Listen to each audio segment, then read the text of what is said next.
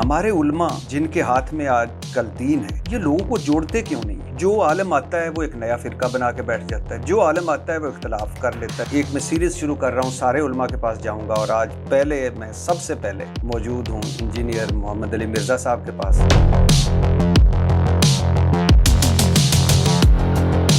आप पर इल्ज़ाम है कि आप मज़हब फरोशी करते हैं, आप सिर्फ इख्तलाफी मौज़ूआत को हवा देते हैं और लोगों के जज्बात से खेलते हैं।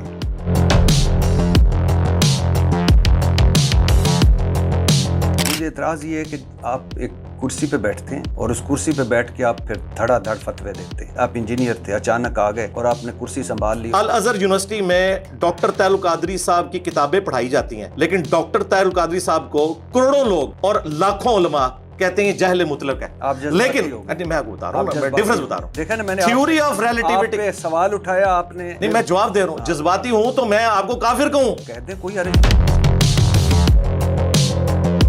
कसीर पे आपने तकरीबन फतवा के इब्ने कसीर ने सेक्सी बातें लिखी। जी, लिखी हुई है।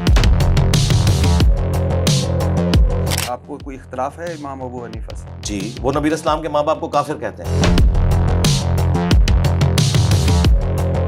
आप माशाल्लाह नरगिसियत का शिकार तो नहीं है? नहीं, मैं अपनी तो बात कर रही हूँ। चारों तरफ मैं मेरा ख्याल है ये इतने खतरनाक सवाल है कि इससे मेरी कांपे टांग रही हैं।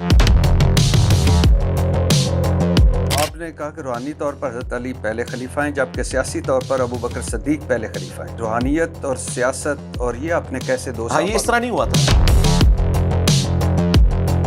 ये फ्राडी हैं दीन के नाम के ऊपर। इन्होंने पढ़ा हुआ है, उसके बावजूद ये सब कुछ करते हैं। कैंची लेके काट रहे हैं चुटिया, 5 रुपए का सिक्का भी नहीं चंदे पे छोड़ते और जाके कब्रों को गुस्ल दे रहे हैं। वहां पर खाना काबा शरीफ को गुस्ल दिया जाता था, इन्होंने मज़ारात को गुस्ल दिए। खिलाफे काबा चढ़ता था, इन्होंने कब्रों के ऊपर गिलाफ चढ़ाने शुरू कर दिए। कौन पढ़े लिखे लोग? हमारे एक एक्स प्राइम मिनिस्टर थे जो आफिया सिद्दीकी की बड़ी बात करते थे। जब वो ट्रंप के सामने जाके बैठे तो उन्होंने साफियों को मना कर दिया कि यहाँ आफिया की बात नहीं करते। ये तो हमारे हुक्मरानों का हाल है। ये आप इमरान खान की बात कर, मैंने नाम क्यों ले? आप समझते हैं कि इमरान खान ने बहादुरी से जेल काटी? हाँ जी, बिल्कुल, इसमें कोई दूसरी राय नहीं है। वोट डाला 8 फरवरी 2024 के इलेक्शन? जी, डाला था। मैं तो सुबह सवेरे पहुंच गया था वोट डालने। क्या समझते हैं कि कौन जीता था इस इलेक्शन?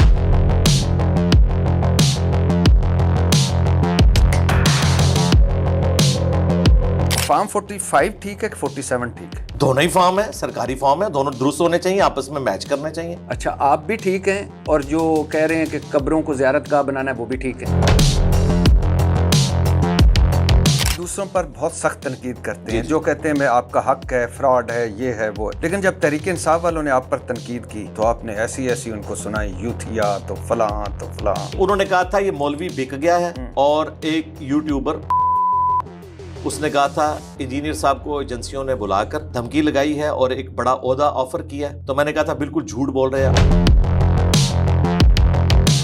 2013 के इलेक्शन में कंपेन करने वाला था पीटीआई की। जब ये 2014 में कंटेनर पे चढ़ गए ना बैज वालों की वजह से, तो मैं उस वक्त समझ गया कि अगला इन्होंने इसको तैयार किया है। मैं इतना नजरियाती हूँ डेमोक्रेसी में कि 2014 में मैंने अपने महबूब लीडर को छोड़ दिया कंटेनर की वजह से कि तुम इनका आले कार बनो।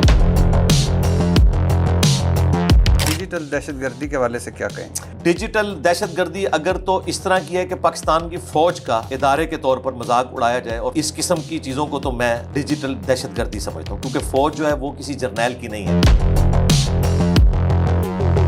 एक प्राइम मिनिस्टर के घर में जाके उसकी मस्जिद में रो के दुआ करवा रहा हूँ, दूसरे प्राइम मिनिस्टर की बीवी फौत हो जाए तो उसका जाके जनाजा पढ़ा रहा हूँ। मुझे आपने कहीं देखा है पब्लिक गैदरिंग्स के अंदर, ISPR की किसी गैदरिंग के अंदर? क्या आप समझते हैं मुझसे कोई राब्ता नहीं करता? आपने मैदान जंग की कोई हमारी वीडियो देख ली है तो हम हर वक्त मैदान जंग में नहीं होते। अब शायद अफरीदी क्रिकेट के मैदान में तो ऊंचा बोलेगा, बीवी से चाय नहीं इस तरह मांगेगा। Thank you.